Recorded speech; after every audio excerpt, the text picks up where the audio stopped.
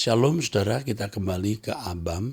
Kita memasuki episode 510 ya, 510. Dari wanita usia 31 tahun, single, karyawan. Salam Pak Eras, saya mengetahui channel Bapak dari almarhum ayah saya karena beliau sangat menyukai khotbah Pak Eras. Sebelum saya bertanya, izinkan saya menjelaskan terlebih dahulu. Setelah 2 bulan ayah saya meninggal, saya baru mengetahui bahwa ayah saya memiliki anak kandung dari mantan pembantu ketika saya masih di kandungan ibu. Saudara tiri saya tersebut kemudian diangkat menjadi anak oleh tante saya, sehingga saya selama ini mengenalnya sebagai saudara sepupu saya. Sampai akhir hayat ayah, beliau tidak pernah menceritakan hal ini pada saya maupun ibu dan anggota keluarga saya yang lain. Saya tahu ayah saya malu. Tapi lebih memalukan lagi bagi saya, karena gengsinya yang tinggi, beliau tidak mau mengakui kesalahannya. Bahkan hingga kini, ibu saya tidak tahu jika pernikahannya dinodai perzinahan. Pernikahan ayah dan ibu saya dilakukan secara Kristen dan diberkati di gereja. Saya percaya bahwa hal seperti ini juga dapat menjadi kutukan bagi keluarga saya apabila tidak segera diselesaikan. Bahwa bukti kutukan itu telah menjalar hingga anak adalah kakak perempuan saya. Bahwa kutukan itu telah menjalar hingga anak adalah kakak perempuan saya married by accident. Jadi menjalar ke hingga anak, kakak perempuan saya married by accident. Sedangkan saya saat ini belum berani menjalin hubungan dengan pria, karena saya merasakan nafsu seksual saya besar. Saya takut mengalami dengan apa yang terjadi pada kakak saya. Nah, sebentar sebelum saya menjawab pertanyaan saya ini, saya belum membaca kalimat berikutnya ya, belum. Jangan membuat satu konsep berpikir bahwa kesalahan orang tua atau papa itu belum selesai. Kalau papa Anda bertobat dan mengakui dosa di hadapan Tuhan, itu sudah selesai. Jadi tidak mengakunya papa kepada istri dan anak-anak itu bukan sesuatu yang mutlak. Sebaiknya bisa, tetapi belum tentu bisa. Kalau keluarga tidak bisa menerima, itu bisa menjadi masalah.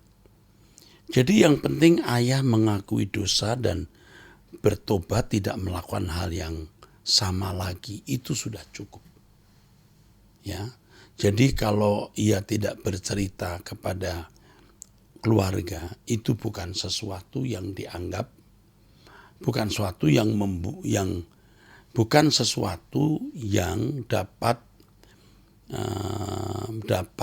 saudara anggap bahwa masalah itu belum selesai. Jadi Anda tulis di sini, karena gengsinya yang tinggi, beliau tidak mau mengakui kesalahannya. Hal yang lebih memalukan lagi. Itu perasaanmu ya. Saya tahu ayah malu, pasti. Tapi yang lebih memalukan, kalimat lebih memalukan ini tidak berdasar. Karena gengsinya yang tinggi, beliau tidak mau mengakui kesalahannya. Bahkan hingga kini ibu tidak tahu. Ibu tidak perlu tahu. Mungkin sampai meninggal dunia. Karena kalau Tuhan sudah mengampuni, Tuhan melupakan. Siapa kita mengingat-ingatnya. Jadi konsep ini kamu buang ya. Kau merasa itu lebih memalukan karena papa tidak mengaku kepada kamu. Lalu kalau kakak perempuanmu married by accident, jangan kamu kaitkan dengan perbuatan ayahmu. Tidak selalu. Tidak selalu karena itu. Ini konsep-konsep yang salah yang ada dalam masyarakat Kristen. Jadi married by accident dari kakak perempuanmu itu bukan atau belum tentu karena kesalahan orang tua. Kesalahan kakakmu sendiri. Orang tua rusak, anak tidak harus selalu rusak. Kalau harus selalu rusak, wah, Tuhan tidak adil. Ya, memang ada dosa-dosa tertentu yang bisa turun ke anak cucu, seperti pemberhalaan, menyembah berhala. Anak-anaknya bisa ikut memikul dosa orang tua. Tetapi kalau anak itu bertobat, tentu bisa lepas dari apa hukuman. Nah, bicara soal kutuk, saya harus memberitahu, kutuk itu artinya hukuman. Ya, chacherem, anatema dalam bahasa Yunani. Artinya chacherem dalam bahasa Ibrani. Artinya, saudara, hukuman. Di dalam Kristus hukuman dipaku di kayu salib. Kita semua dibebaskan. Sekarang bagaimana masing-masing kita bertumbuh dalam kedewasaan dan tidak melakukan perbuatan dosa. Walaupun orang tua berbuat dosa. Yang jadi pertanyaan satu, bagaimana cara mematahkan kutuk itu? Masing-masing kita bertobat. Cukup. Kutuk berhenti. Kutuk itu hukuman. Ya. Orang tua terhukum, anak tidak ikut terhukum. Kalau anak bertobat. 2. Roh Kudus dalam hati saya selalu mengatakan saya harus membereskan nafsu seksual yang terlebih dahulu sebelum menjalin hubungan dengan pria. Apakah memang ini maksud Tuhan agar kutuk ayah saya dapat dipatahkan? Nah, ini salah lagi. Kamu selalu punya cara berpikir yang keliru. Kamu harus mengendalikan diri. Ya, ini bisa tidak berhubungan dengan perbuatan ayahmu, tetapi berhubungan dengan gen. Gen yang dimiliki ayah dan ibu turun ke kamu. Dan gen itu membuahkan perbuatan. Seperti yang dilakukan ayahmu membuahkan perbuatan, bukan? Tapi bukan karena perbuatan itu lalu kamu kena kutuk, tetapi gen dari orang tuamu yang turun ke kamu, dan kamu harus membunuh, mematikan, menyalipkan di dalam dagingmu.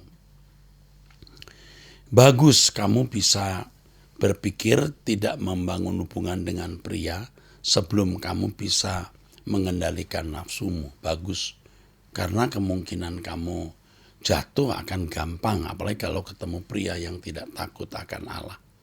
Tetapi mengingat usiamu sudah 31 tahun, kamu harus sudah sungguh-sungguh segera mematikan keinginan-keinginan dagingmu dengan doa puasa, mendengar firman, doa setiap hari dengan rajin. Ya, pagi jam 5 doa bersama saya di Truth ID. Dan doa pribadi. Akhir-akhir ini saya menjadi suka nonton pornografi. Apakah itu juga kutukan dari tingkah ayah saya? Tidak. Itu karena gen di dalam dirimu. Ya, kamu harus membunuh dan mematikan. Jangan menyalahkan orang tuamu. Sementara kamu sendiri yang membuka diri menonton pornografi. Mestinya kamu yang berkata tidak untuk dosa. Jadi kutuk jangan dipahami secara mistik. Karena orang tua berbuat demikian, maka anaknya pasti berbuat demikian. Atau pasti dipaksa akan mengalami perbuatan yang sama. Jangan menyalahkan orang tua. Itu gen. Jadi kamu harus bisa mematikannya. Saya merasa takut menikah, alasan utama adalah figur ayah saya yang sangat jauh dari kekudusan. Oh ya, tentu waktu masih muda kan. Ya. Tapi setelah hari tuanya dia mendengar firman tentu sudah bertobat. Ya, takut karena punya figur ayah yang berzina. Suka menghina ibu saya. Ya, dikatakan bodoh, goblok dan lain sebagainya. Melakukan KDRT bahkan jika anaknya melakukan kesalahan, ibu yang sayang menjadi target disalahkan karena dia tidak becus mengurus anak. Ayahmu memang jahat. Ya, jahat. Tetapi kalau 2 tahun atau 2 bulan sebelum meninggal dia masih mendengar firman, kemungkinan dia bertobat. Ya,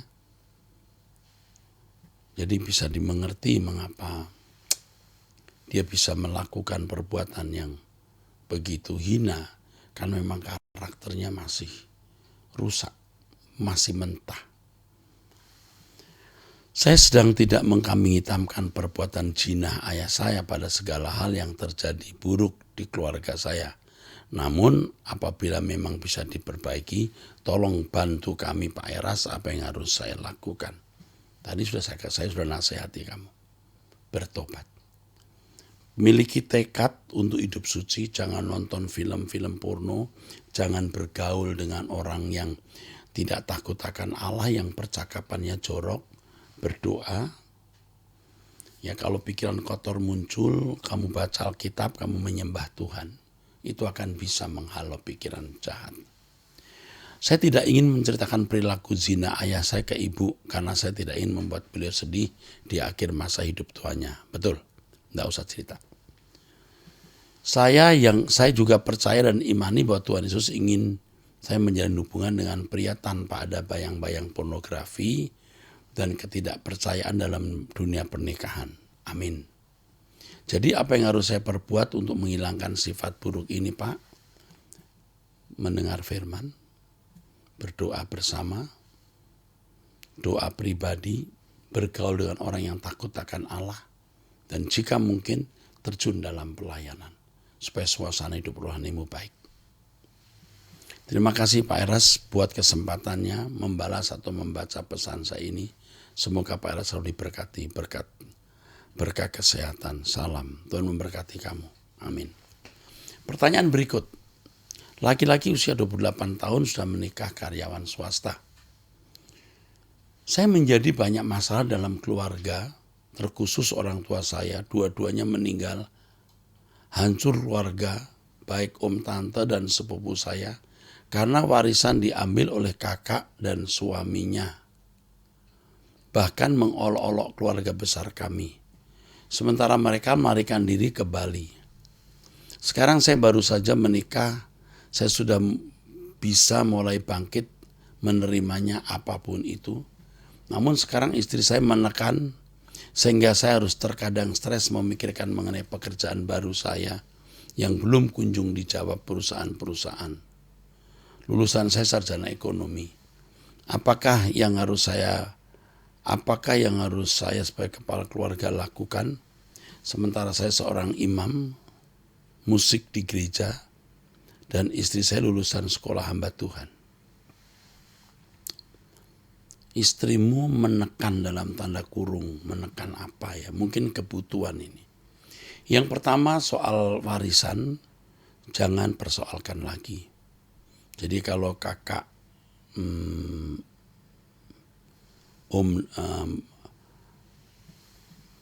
jadi ketika ada yang mengambil ya,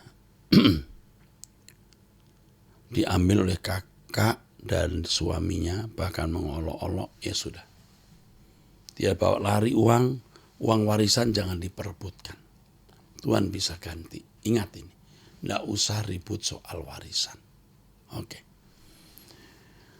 Ya, yang kedua, ini mengenai istri yang menekan. Kamu ditekan apa, saya tidak tahu. Padahal istrimu itu sekolah hamba Tuhan. Sekolah hamba Tuhan memang tidak menjamin seseorang menjadi hamba Tuhan. Hamba Tuhan itu orang yang menghambakan diri kepada Tuhan, yang perilakunya harus sesuai dengan kehendak Tuhan. Kalau tidak, bukan hamba Tuhan, walaupun lulusan sekolah hamba Tuhan, apakah STT atau sekolah penginjil.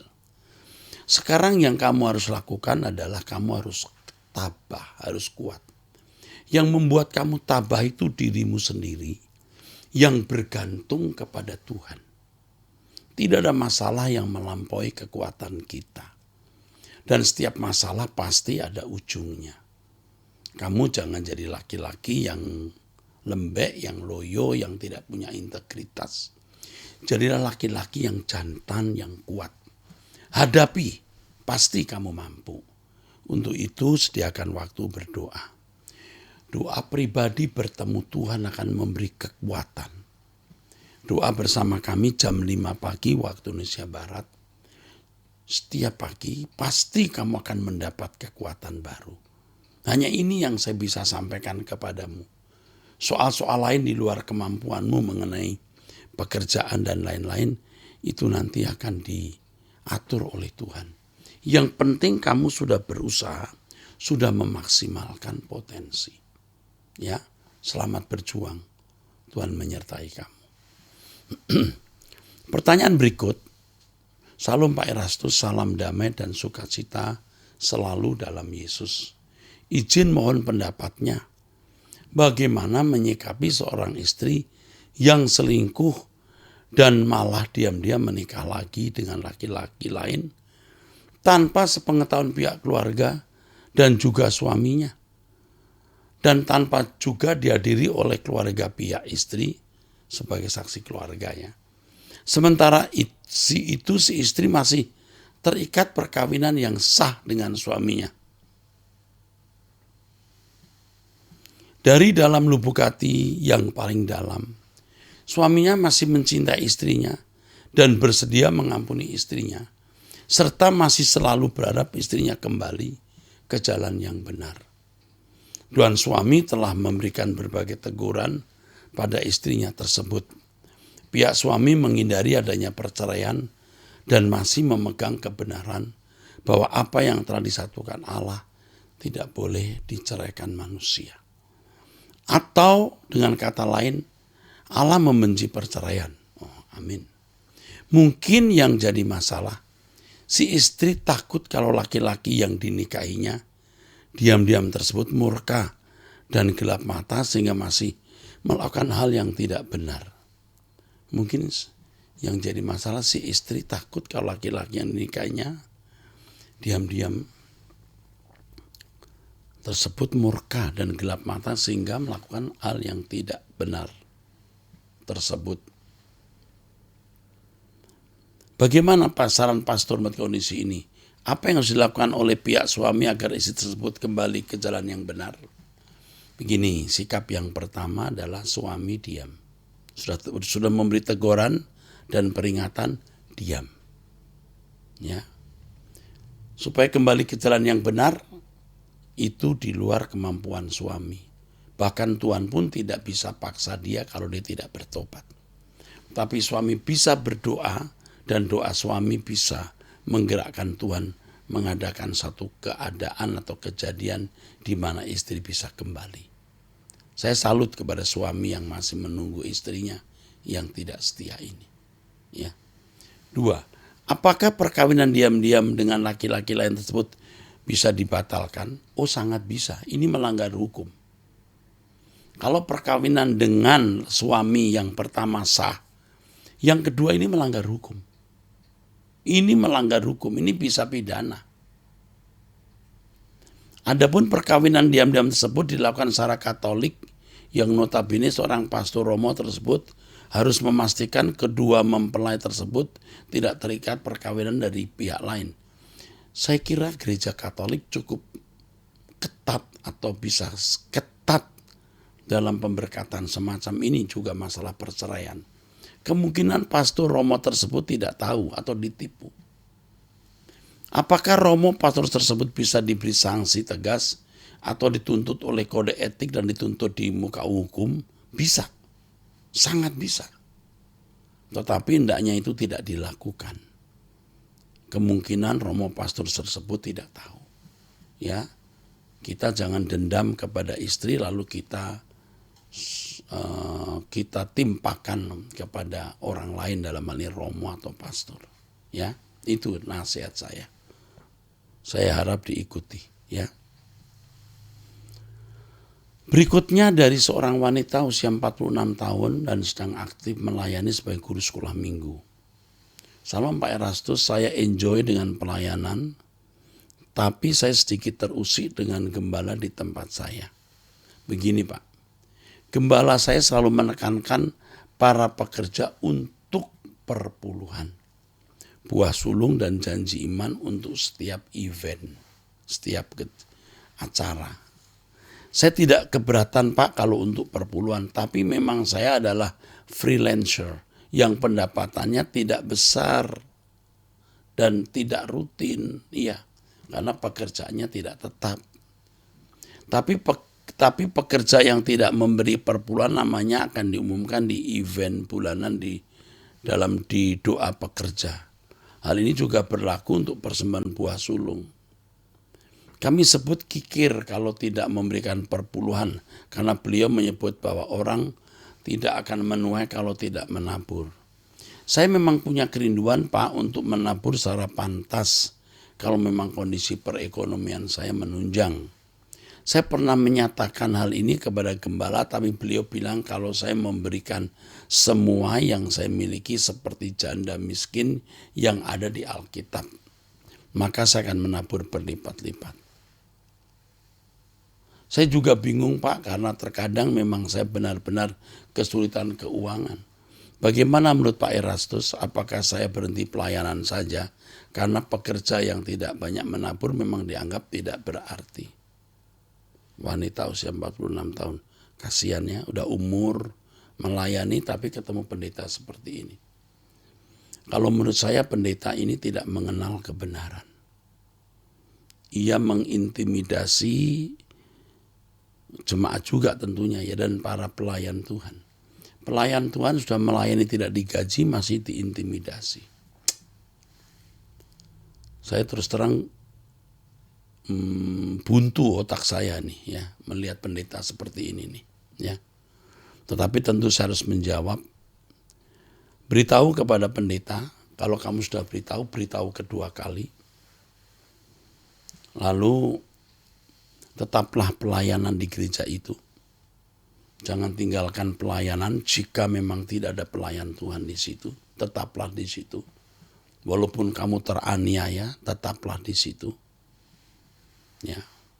Dan kalau seandainya suatu hari pendetamu harus menghentikan kamu dari pelayanan karena tidak memberi persepuluhan atau secara tidak langsung mengeluarkan kamu karena kamu tidak memberi perpuluhan, keluarlah dari gereja itu. Ya. Pendeta seperti ini tidak membawa umat kepada kebenaran. Pasti ini hanya cari uang. Asli cari uang. Ini tidak membuat orang bertumbuh dewasa. Kasihan. Ya. Kamu ikut khotbah saya di Truth ID, doa bersama dengan saya setiap pagi jam 5, kamu bertumbuh. Oke. Baik, saya akan teruskan dengan pertanyaan berikut. Ibu usia 38 tahun, satu anak, pedagang online. Salam Pak Era, saya mau bertanya Pak, saya berjualan pakaian impor bekas. Kalau dulu berjualan menjadi sampingan, sekarang karena suami tidak ada pekerjaan, maka berjualan ini jadi ladang kami mencari nafkah. Suami saya berkali-kali berhenti bekerja karena alasan tidak nyaman dengan lingkungan pekerjaannya. Jadi mau tidak mau saya harus bekerja sendiri untuk kebutuhan kami dan anak kami sehari-hari. Itu pun saya sudah habis-habisan menjual logam mulia yang saya miliki dari gadis sebelum menikah dengan suami. Mencairkan asuransi, menjual barang-barang berharga lainnya untuk mencukupi kebutuhan kami selama beberapa bulan ini. Tapi puji Tuhan, pertolongan dan pemeliharaan Tuhan sempurna atas hidup kami. Sampai detik ini walau kami harus makan nasi goreng, nasi dengan lauk, telur hampir setiap hari, kontrakan dan uang sekolah anak pun kami masih tertatih-tatih, tapi tiap harinya bisa kami lewati. Kalau bukan Tuhan yang pelihara kami tidak akan seperti sekarang ini, masih bersama. Suamimu ini mestinya mengerti bahwa bekerja itu pasti ada masalah. Tapi demi anak dan istri, hai bapak-bapak, bertahanlah di tempat pekerjaan yang kau tidak nyaman, bahkan engkau teraniaya. Demi nafkah anak dan istri. Dan dalam pergumulan hidup di tempat pekerjaan yang tidak nyaman, bahkan teraniaya, bapak-bapak bisa bertumbuh dewasa. Nah, kalau dikit-dikit keluar dari pekerjaan karena tidak nyaman, dikit-dikit keluar, bukan saja tidak dewasa, bukan saja menyia-nyiakan kesempatan bertumbuh, tapi juga menyengsarakan istri dan anak-anak. Oke, saya teruskan sekarang. Akhir-akhir ini ada yang mengganjal di hati saya mengenai peraturan perdagangan nomor 51 sekian. Nah, saya tahu. tentang larangan impor pakaian bekas.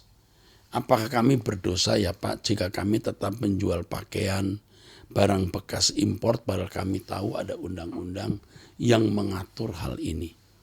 Karena walau saya menjual pakaian impor bekas tapi kondisinya masih bagus dan saat menjual pun kami jujur kalau ini adalah pakaian impor bekas dan jika ada minus seperti kancing hilang, robek sedikit dan lain-lain kami selalu menginfokannya ke customer kami. Ini pertanyaan yang pertama. Saya mengerti hal ini karena saya baru berdialog dengan orang yang juga jual pakaian bekas. Ini menjadi masalah rumit. Kalau saudara orang percaya sebaiknya atau seharusnya tidak mengimpor pakaian bekas yang dilarang pemerintah karena hal itu membuat Anda melanggar hukum dan pasti ada sanksi hukumnya. Tetapi kalau saudara menjual pakaian bekas, entah bekas dari mana, tentu tidak salah. Jadi kalau saudara menjual pakaian bekas, Anda tidak tahu bekas dari mana, ya tentu Anda tidak salah. Tapi kalau pengimpor, jelas bersalah. Tetapi jika Anda tidak sejahtera karena ini pakaian impor bekas, coba cari pekerjaan lain. Ya, supaya hatimu sejahtera dan tidak terlibat di dalam masalah ini. Pemerintah melarang impor pakaian bekas itu bukan tanpa alasan, supaya produk dalam negeri jangan menjadi tidak laku. Sebab dengan impor pakaian bekas, garmen-garmen tutup, itu banyak pengangguran. Pabrik-pabrik pakaian dalam negeri tutup, itu juga jadi masalah.